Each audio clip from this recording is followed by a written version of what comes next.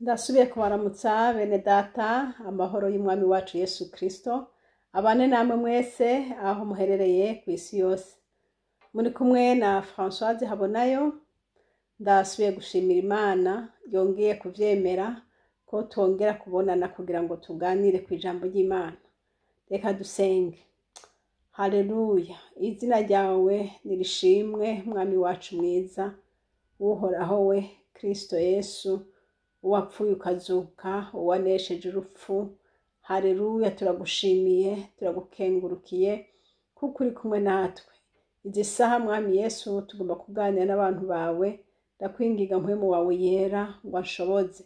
Kandi mwami Imana ushoboze kuvuga kirya nyene ushaka ko abantu bumva bafashwe naco.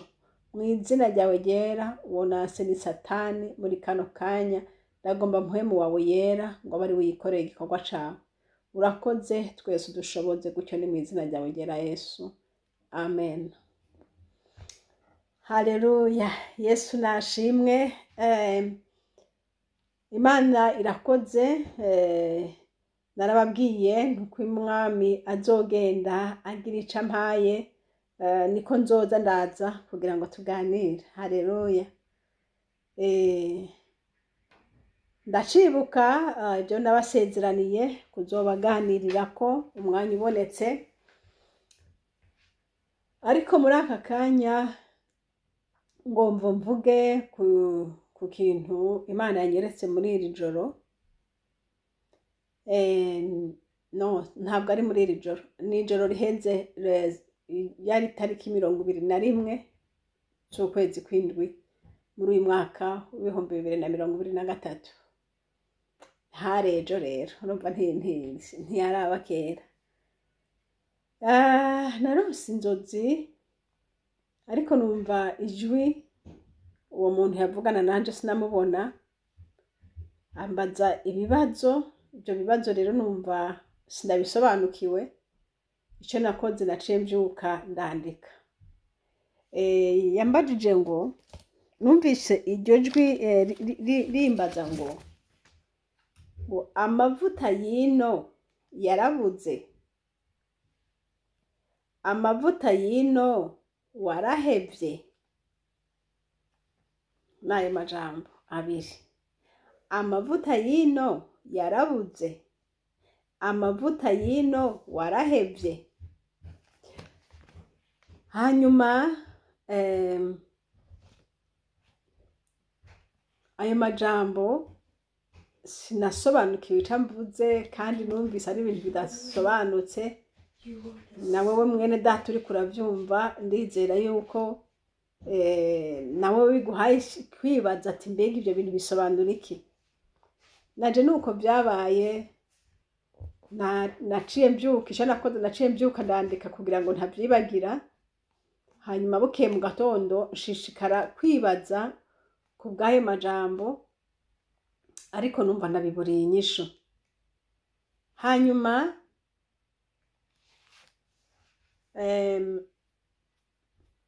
uyu munsi rero, kuko no mwijoro naciye nguma nsenga, nguma mbaza Imana ibyo kintu, kuko numva umenga ibyo bintu birananiye kumenya ibyo ari byo.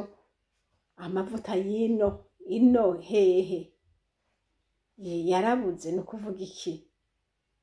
Warahevye se no kuvuga iki? Numva nyene biranzazaniye. Hanyuma uyu munsi rero mu masaa 10 ubucagucagu, mu masaa 10 niho numva mpwemu w'Imana asa n'uwunganiriza mu mutima, anganiriza kuri ariya majambo dusoma mu gitabo c'Abami ba kabiri, igice ni ca 4 guhera ku murongo wa mbere gushika ku murongo w'indwi. Muhasome n'amajambo dusanzwe tumenyereye twarasomye, avuga ku mugore ngo yari afise abana biwe 2, hanyuma umugabo wiwe nawe ngo akaba yari yarapfuye, ngo kandi yari yiga ibyo kuvugishwa. Hama rero uwo mugore, uwo mugabo yapfuye afise ideni. Rero abantu ngo baraza kumwishuza, abura ico abaha, hanyuma ngo aca ashaka gutanga baca bashaka kumutwara abana babiri kugira ngo babe inyagano bakorera abo bantu donc babatware ku bw'ayo mafaranga. Ndasoma nabo uze kuhasoma urabe uwo mugore yagiye ku muvugisha w'Imana yitwa Elisa agenda kumubwira ingorane ziwe nka kwa kundi nyene nawe uhora ugenda ukagenda ku mukozi w'Imana ukamubwira uko wumva umerewe ukamubwira ikibazo ufise. Ariko Elisa we yaciye amubaza ati none ushaka ndagukorera iki? Aca aramubwira ati aca arabandanya aravuga ati hari ico ufise imuhira? Nawe aramwishyura ati umusavyikazi wawe ntaco mfise atari utuvuta dukeyi turi mu gakarabo, utuvuta twa elayo turi mu gakarabo. Umukozi w'Imana aca amubwira inama ati genda mu babanyi bawe utire ivyombo kandi ntutire bike, ntutire bike. Ati rero uca ufata mwe n'abo bana bawe mugende mu nzu mwiyugarane, hanyuma uca ufata twa tuvuta twawe wakira icombo kimwe usukemwo, nicamara kuzura uca ugishira ku ruhande, wongera uca ufata ikindi naco nyene usukemwo, cuzuye ushire ku ruhande, ugenda uragira gutyo gutyo gutyo gushika ivyo vyose wazanye biheze. Wa mugore avuye kuri uwo mukozi w'Imana ahejeje kumubarira ivyo vyose aca ngo aragenda abigenza kuno nyene. Haleluya! Abantu bumvira ni beza, abantu bumva impanuro bakazikurikiza bagenda babona ingaruka yabyo canke bajya ku nyungu yabyo. Imana ishimwe. Uyo mugore aca aragenda ahitana abana biwe, baragenda barazana ivyo vyombo baratira barazana, baca bagenda mu nzu bariyugarana. Haleluya! Aca ngo afata ngo twa tuvuta dukeya yarafise aramimina arashiramwo icombo kimwe kiruzura. Kwa kundi nyene umukozi w'Imana imubarira. Ahejeje vyose ngo aca abwira uwo mwana ati mpa ikindi combo, kuko yarabona amavuta akira. Ati mpa ikindi. Wawo umwana aca avuga ati nta kindi gisigaye. Bibiliya itubwira ngo amavuta aca arareka kuza. Amaze kubona ko vyose vyuzuye aca aragenda kwa wa mukozi w'Imana asubira kwa Elisa. Haleluya! Ubu atazanywe no kusaba, atazanywe n'ingorane, ariko azanye kuvuga uko vyabaye, ingene vyabaye nk'uko umukozi w'Imana yamubariye. Imana ishimwe. Ashitseyo aca aramubwira, amubwiye Elisa aca amubwira yandi majambo ati rero igisigaye amavuta urafise, genda rero uyashore. Haleluya! Uyashore uca uza kuronka ivyo kuriha wa muntu, kandi ayasigaye nayo aza kubatungana n'aba bana bawe. Imana ishimwe. Bibiliya ntihatubariye uko vyashishikaye bigenda ingene yashoye, ariko nuko nyene yabikoze uko niko tuvyizera. Iyi nkuru nguma ngaruka kuri rya jambo Imana yambwira mw'ijoro ati amavuta yino yarabuze, amavuta yino warahevye. Ugume kuri ivyo bibazo bibiri mwene data nabajijwe, kandi nawe ari vyo bajijwe. N'uwundi wese azovyumva inyuma yaha ibi bibazo bizomushikako, kuko ibi bibazo vyavuye kuri nyene ibibazo. Haleluya! Yifuza kumenya ngo mbega iwawe ahuri amavuta yino ino hehe mwijuru ku Mana amavuta y'ijuru yarabuze ntaye mugifise byagenze gute? Mpora naciye niha akarorero nahora numva bavuga ngo numva nyene abantu bari Bujumbura bavuga mu minsi yahera sinzi nk'ubu bavuga ngo igitoro carabuze, ngo urumva ngo imiduga yose ngo twahagaritse ngo iraparitse, ngo nta gitoro kihari, ngo no ku kazi tugenda n'amaguru, urumva ngo birakomeye, nta gitoro kihari, nta mavuta ahari, ni ukuvuga ngo biragoye, ntibikitworoheye kugenda ku kazi. Amavuta yiyo iyabuze, amavuta y'ino mw'isi iyabuze, hari ibintu bimwe bihagarara, hari ibintu bimwe bica bigenda muri haranti, hari ibintu bimwe bidashobora gukora kuko amavuta atabonetse. Amavuta y'ino mw'isi.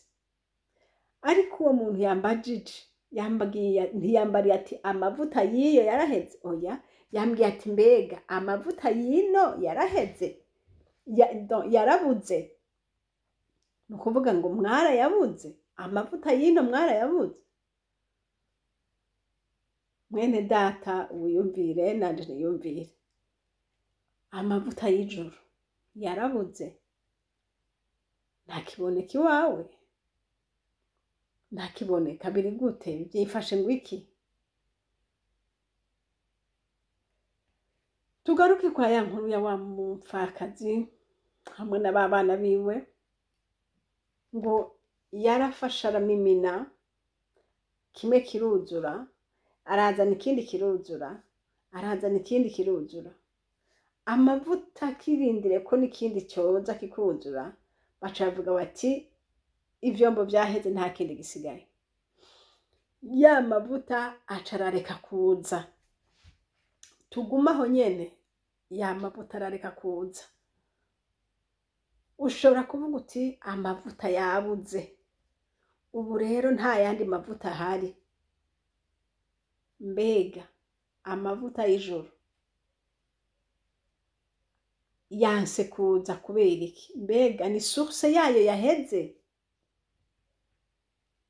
Mbega byabaye gute kugira ngo amavuta ahere?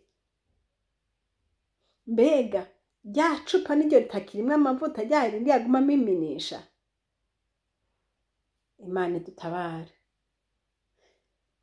Yari yabwiwe ngo ntutire bike, kandi arabwirwa ngo ntuzane ibirimo ayandi mavuta, uzane ibiri vide, atayandi mavuta namwe arimwo. Yesu nashimwe. Yesu agomba gukora igikorwa gikora wenyine akacuzuza. Haleluya. Hari abantu bakunda kuvuga ngo Imana irafashwa. Uyu Imana ntifashwa, ahubwo Imana niyo ifasha abantu. Imana ishimwe. Imana iraduha, nihabwe icubahiro. Ngo zana ikindi. Uyu muvyeyi yabwiye umwana ati zana ikindi. Murindi jambo yari yamaze kuryoherwa no kubona biguma byuzura, kandi yari agifise n'icizigiro yuko hakirimwo n'ibindi vyoza vyo kuzura. Ariko amavuta acarahagarara kubera yuko wa mwana mubariye ngo nta kindi gisigaye. Nagomba nkubwire ngo amavuta y'Imana n'amavuta y'igiciro kinini, Imana ntipfa kuyasuka hasi. Oya, Imana ntipfa kuyasuka hasi. Amavuta y'Imana asaye gucezesha. Amavuta ya hariya ndiko ndavuga. Ndiko ndavuga amavuta ya hariya. Amavuta yino yoyo no gusuka hasi aranaseseka, ukayacaka akaseseka. Ariko amavuta y'Imana, oya, ari muri control ikomeye cyane. Nico gituma nta muntu numwe apfa kuzura mpemu yera umutima w'ubutejejwe. Ntibikunda. ntuzova mu busambanyi uve mu kaboregwe hanyuma ngo uze ngo utangura kuvugishwa. Yose impwema, yose ya mavuta yo mwijuru hapi. Ari ya mavuta yo mwijuru ntameze uko. Ariko aya mavuta yanda abantu basigaye bafise muri ibi bihe sinzi bayakuye hariya na hariya. Birashobokwa ukaza ubona umuntu araje yavundurutse hose agasika barara nka umenga. Mane dutabare. Amavuta yino, umuntu yarambaje ati mbega amavuta yino yarabuze. Njuti mugenzi, raba kubera iki amavuta ya hariya mwijuru, kubera iki amavuta ya mpwemu yera yabuze muri wewe, kubera iki? Mbega nuko ijuru ritakiyatanga? Mbega nuko aho yahora ava hugaye? Byabaye gute? Kubera iki hugaye? Habuze umutima wuguruye, habuze icombo cyo gushiramwo. Mana dutabare. Habuze icombo cyo gushiramwo. Amavuta siyo yabuze, habuze icombo. Ugurura umutima wawe nshuti, wemerere Yesu yongera kuvomerera. Wihane ibyaha byawe, umutima wawe werederere, umutima wawe ukugwemwo ubucafu bwose, kubera yuko ya mavuta ntashobora gusukwa hari ibindi bintu. Umutima ubwiza kuba wejejwe wakwiriwemo imyanda yose, urindiriye gusa ko ayo mavuta yinjiramo. Haleluya. Imana ishimwe. Ngo mbega amavuta yino yarabuze.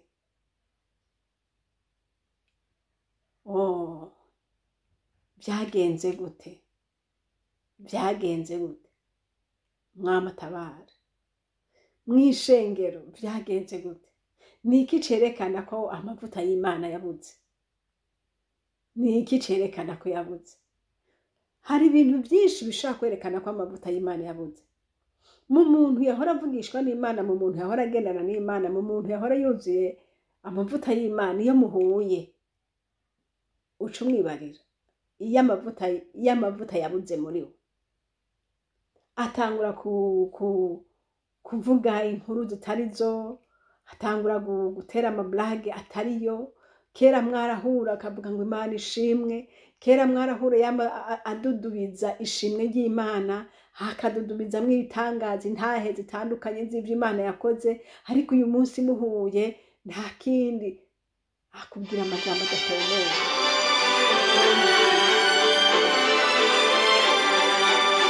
Uca umenya uti uyu muntu amavuta yarabuze. Mana dufashe.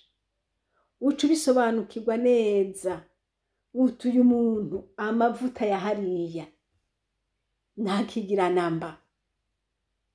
Kuko abafise amavuta ya hariya, ayo mavuta niyo yitangira imbere kuvuga. Ibyavuze byose biba bicanganye n'ayo mavuta. Nahavuga ijambo ritoya wumva ririmwo amavuta y'Imana. Yavuga ati uyu munsi ndashima Imana twavyutse amahoro, ukumva harimo Imana. Haleluya. Yavuga ati ndashima Yesu, ejo nari nagwaye none ndi muzima. Imana ishimwe, ukumva harimo amavuta y'Imana. Akandi kose yavuga ati yo unsengera umwana wanje aragwaye, yahamagaye Imana. Ariko umuntu atarimwe amavuta y'Imana, yama arimwe amajambo yo kwiganyira, amajambo yo kwidodomba, amajambo yo gutuka abandi. Nakurazi ngene yambwiye yarantutse, naka yarantutse. Basanga yo mbega urazi bya naka, reka akama muri naka, kubera yuko atamavuta ya hariya arimwo. Yaba yararimwo habwirizwa kumvikana mwayo mavuta. Imana ishimwe. Mbega iwawe amavuta ya hariya yarabuze? Mwene data, subira ugenda utwara ibindi byombo, subire wiyugarane. Mana ongera wisabira guha. Ikibazo ca kabiri cavuga ngo iki? Ngo amavuta yino warahevye. nasubiye kwibaza ni aha kare byavugwa ku mavuta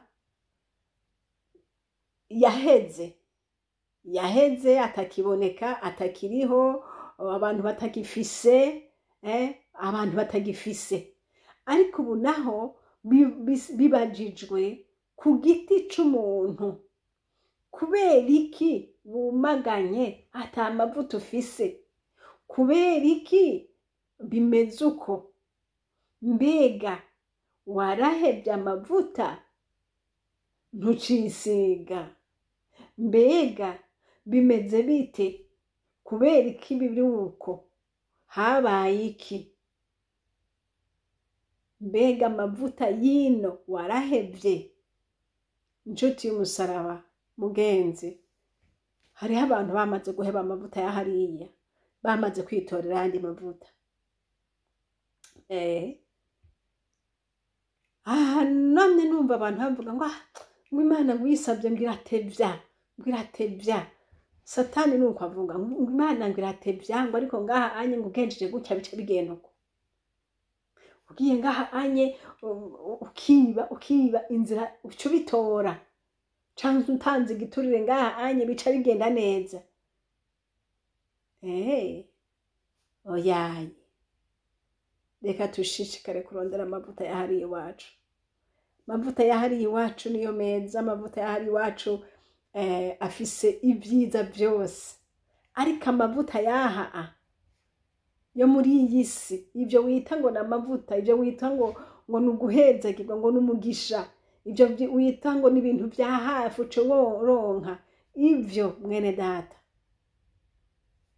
bizokujana mu gasho kuko ibyo biturire bijana umuntu mu gasho ivyo bintu wita ngo n'ibintu bya hafi ukanka kurindira mariage ukatangura gusambana n'uyo muzokubakana ngo none ngo ntaco ngo reka tube turifashisha aya mavuta atavuye ku Mana arimwe umuvumo wose iyo uva ukagera arimwe umuvumo azogutera ingwara azogutera gufungwa azogutera ubukene azogutera kwankwa aya mavuta yose ya satani yandi wita ngo ni meza wita ngo niyo ya hafi ibi byose bifise destination yayo nimbi cyane ariko reka ndakubwire ku mavuta yahariye haleluya amavuta yahariye kwa data Imana amavuta Yesu atanga aya mavuta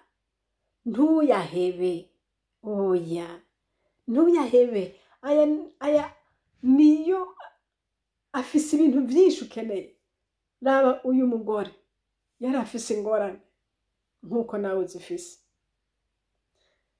yari afise amadeni nkuko nawe yafise yari afise abamusugereje nkuko nawe bafise ariko kandi Imana itabara Imana igira neza yagiye ku mukozi w'Imana mugira inama ati genda wiyugarane mu nzu yawe haleluya uhama abantu bo hanze witandukanye nabo witandukanye na situation uri kurabona ingene bimeze ariko ugende wiconnecte n'Imana wihereranye wegerane n'umwami Imana haleluya umubwire umubarire uko kwizera ufise kujane muri Kristo kugumane mu Mana hanyuma usenge Imana iraza kukuzuriza irakuzuriza yongera ikuzuriza Imana ishimwe uyu mugore yarabwiwe ngo hitana abana bawe kuko bajye nibo bari muri danger nibo bagomba gutwagwa nabo bagomba kugenda gukorera ibikorwa by'uburetwa bagomba kujanwa gukora nk'inyagano nabo bari muri danger bazane nabo babona ugutabara kw'Imana Imana ishimwe Imana ihabwa icubahiro bahejeje ico gikorwa kimaze gukoreka amavuta amaze kuzura wa mugore ntiyaciye agumizaho yaciye asubira ku mukozi w'Imana ati nje kukubwira nje kukubwira hari ibintu byakoretse kwa kundi nyene wabimbwira niko vyabaye Imana ishimwe umukozi w'Imana camubwira. Haleluya. Aca yongera aramubwira ati genda ushore, uyashore.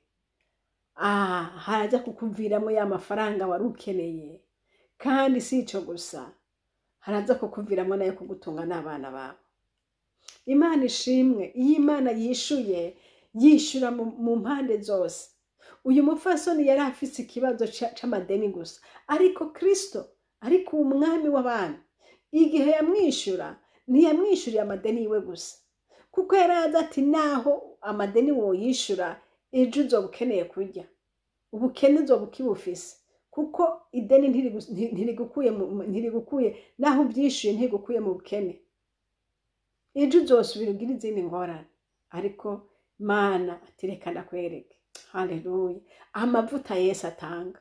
Nagira ndakwereka amavuta Yesu atanga, ingene arimwo inyishu zose, kandi akabamwo n'ibindi by'umurengera.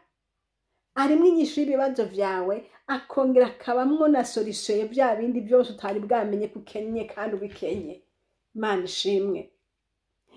Umukozi w'Imana Elisa aca aramubwira ati genda ushore. Haleluya.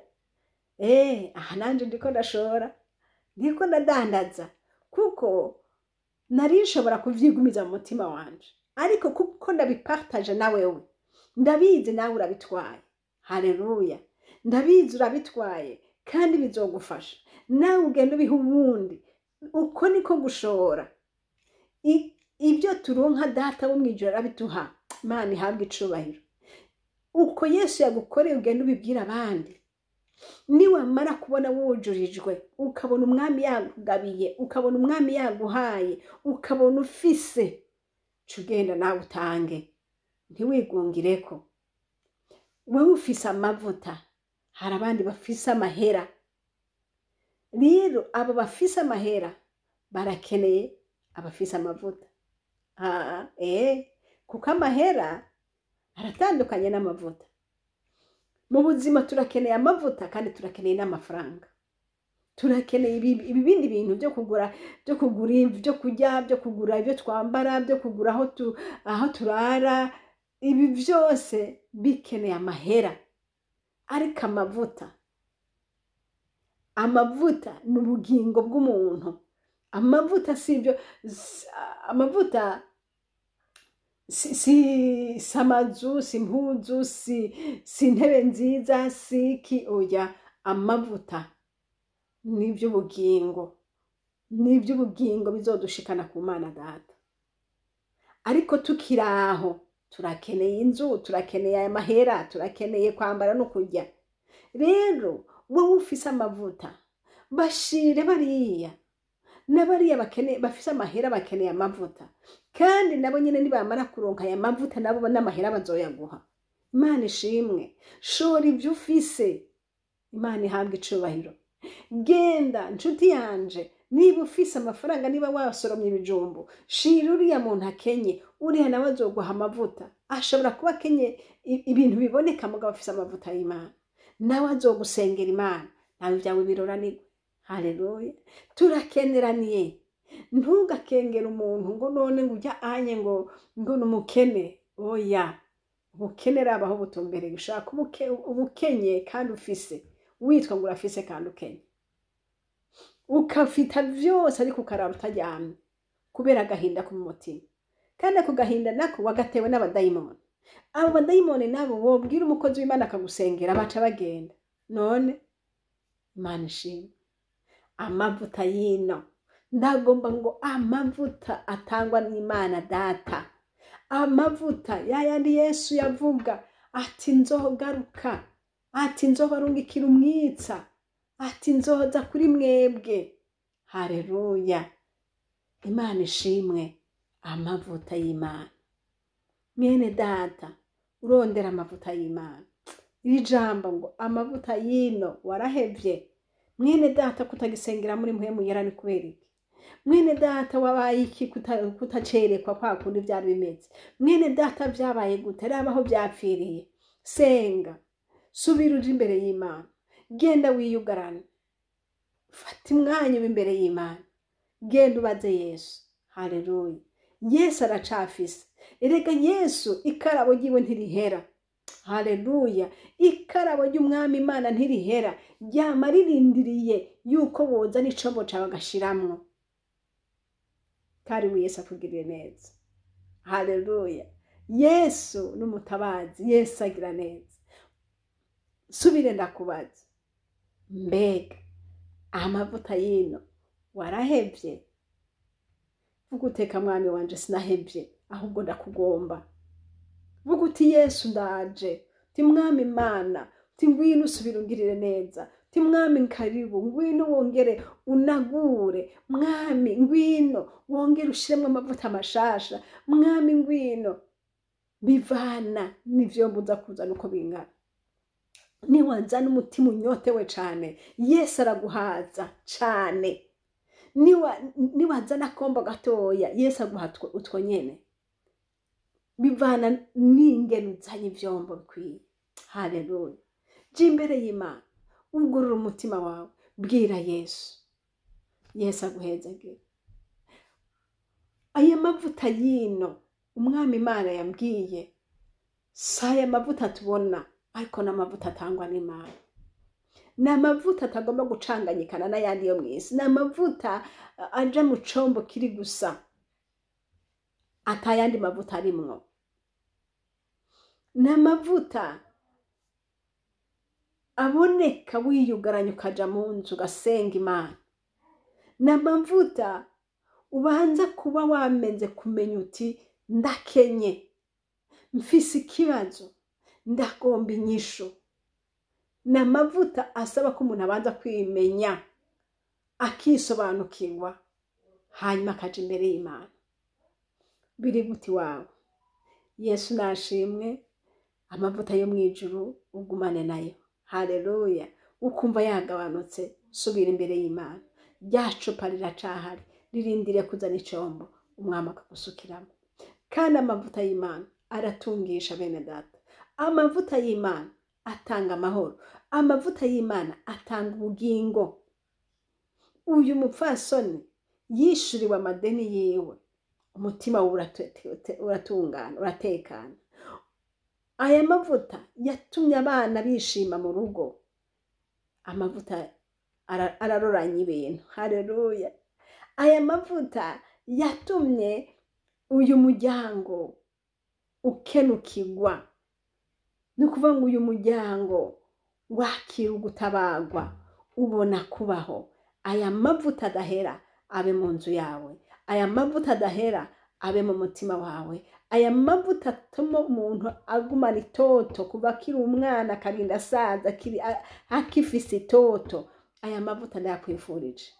Aya mavuta uhoraho Imana yaguhe. Mbega amavuta yino yarabuze. Mbega amavuta yino warahevye.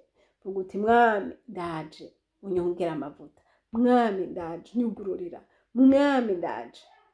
Imana iguhezagire. Haleluya. Gitandara c'umugingo Yesu. Mw'izina ryawe ryera Kristo, nyene amavuta adakama, nyene amavuta atanga ubugingo, nyene amavuta akura ibibazo, nyene amavuta atanga inyishu y'ibibazo vyose, nyene amavuta aruta yandi mavuta yose twabonye. Mw'izina ryawe ryera Kristo ndagupfukamiye mu mutima wanje. Yesu mwami, ndasabye ayo mavuta yongere abe mu mutima wanje. Ndasabye ayo mavuta yongere abe muri uyu mwana dupfukamanye imbere yawe mu kwizera. Mw'izina rya Yesu Kristo Umunyanazareti. Mwami aba bose bumvise iyi nkuru bagapfukama mu mitima yabo. Mw'izina rya Yesu basubirizemwo amavuta yawe Mana. Haleluya. Mwami Yesu Kristo. Aya mavuta. Aya mavuta akuraho agakengegwe. Haleluya. Aya mavuta. Yesu. Aya mavuta abe kuri twese, abe kuri umwe wese. Aya mavuta atengengeye inyishu y'ibibazo vyose. Aya mavuta abe kuri bene data bose. Ngushimiye kuvyumvise kandi ubikoze. Mw'izina ryawe ryera Yesu. Amen. Uhoraho Imana aduhana umugisha namwe. mwari kumwe na Françoise, kandi iyi chaine turiko ni Chaine Habonayo. Imana data iduhana umugisha. Amen.